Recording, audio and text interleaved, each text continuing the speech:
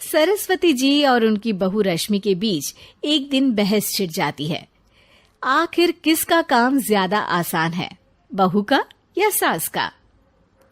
माँ जी, सास को काम ही क्या है, आपके सारे काम उंगलियों पे तो हो जाते हैं। कुछ भी। हाँ, हिसाब तो उंगलियों पे ही हो जाता है ना। अरे बेटा, ऐसा सिर्फ अभी लगता है। जो मुझे करना पड़ता है ना, वो तुझे करना पड़े तो समझ आएगा कि असली काम का पहाड़ कैसा होता है। ठेले बराबर वजन भी नहीं है आपके काम में, और बात पहाड़ों के वजन की कर रही हैं आप। तू ऐसा करती ही क्या है घर में बेटा, ये तो बता मुझे। मैं थोड़ी ना कुछ करती हूँ, सब जादू से हो रहा है इस घर में। अरे एक दिन मेरा काम करोगी तो समझ आएगा। Okay okay, shut up. कल से मैं घर के काम करूंगी और तू मेरी जगह हर चीज का हिसाब रखना, ठीक है? ठीक है, ये भी कर लेते हैं। ये सास बहू की डील के बारे में रश्मि के पति अमन को नहीं पता था और ना ही अमन के पिताजी सुरेश जी को। पर गेहूं के साथ साथ जैसे घुन भी पिस जाता है, ये दोनों भी पीसने वाले थे। सुबह अमन उठकर रेडी होता है ऑफिस जाने के लिए, तो पता है उसके कपड़े नहीं निकले हुए हैं। अरे रश्मि, तुमने मेरे कपड़े नहीं निकाले? अपनी माँ से पूछो ना, उन्हीं का काम है ये। अमन अपनी माँ के पास जाता है। अब मेरे कपड़े आज आप देने वाले हो क्या माँ? हाँ, देना तो मुझे ही चाहिए, पर तेरी बहू ने कपड़े धोने ही नहीं डाले, तो कोई भी धुला हुआ कपड़ा नहीं है बेटा। हैं? ऐसा क्यों? कपड़े तो धोने आप ही देते हो ना माँ? अरे बहू ने तुझे बताया नहीं, अब हम अदल बदल गए हैं। मैं अब बहू और तेरी बीवी सास। अमन परेशान हो गया। वो बिना इस्त्री के कपड़े पहनकर ऑफिस चला गया। सरस्वती जी अपने घुटने के दर्द के कारण झुककर घर साफ नहीं कर पा रही थी और ना ही खाना बनाना याद रख पाई। उधर रश्मि पहले ही दिन घर की चाबी घुमा चुकी थी और 300 रुपए का हिसाब अलग नहीं मिल रहा था। पर दोनों का ही घमंड कैलाश पर्वत से भी बड़ा था और दोनों ही खेमे एक दूसरे की बात मानने को बिल्कुल तैयार नहीं थे। शाम को जब सुरेश जी और अमन खाना खाने बैठते हैं तो सरस्वती जी उनके सामने गाजर और पपीते लाकर रख देती हैं। अरे माँ, ये क्या है? ख्याली पुलाव के साथ सलाद। माँ जी खाना बनाना भूल गई लगता है।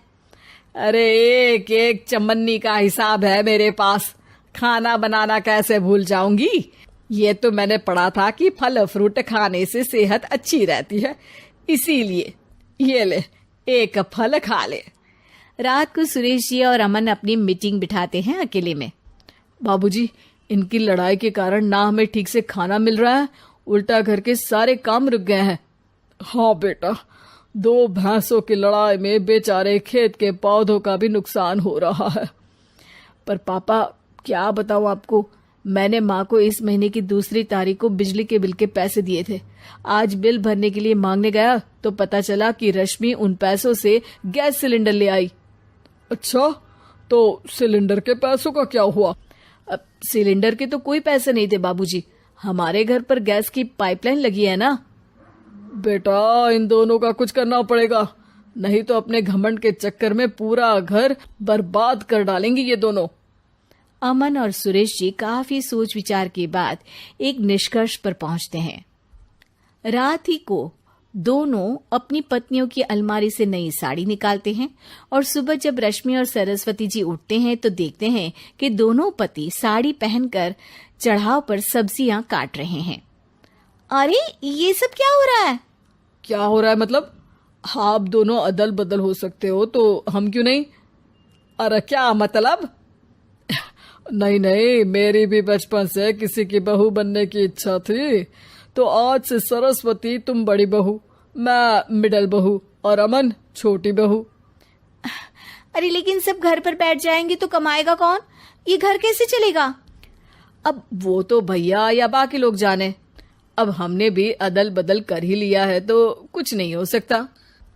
रश्मि और सरस्वती जी को समझ में आ जाता है कि उन दोनों की आपस की डील के वजह से इन दोनों को बहुत तकलीफ हो रही है और उनके ईगो ने दूसरों को कितनी यातनाएं दी है। अब असल में माँ जी आप सही थी, सास बनना बहुत मुश्किल है।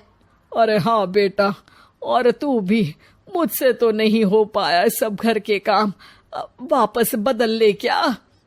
हाँ हाँ बिल्कुल माँ जी, और अब आप दोनों भी बदल लीजिए। कोई आ गया तो आप दोनों को देखकर क्या सोचेगा? अच्छा है, आप दोनों के समझ में ये बात तो आई। मैं फटाक से कपड़े बदल लेता हूँ। अरे रुक जा बेटा, एक फोटो ले लेती हूँ तेरी। मेरी बेटी होती तो तेरे जैसी ही दिखती साड़ी में। और मेरा फोटो नहीं लोगी?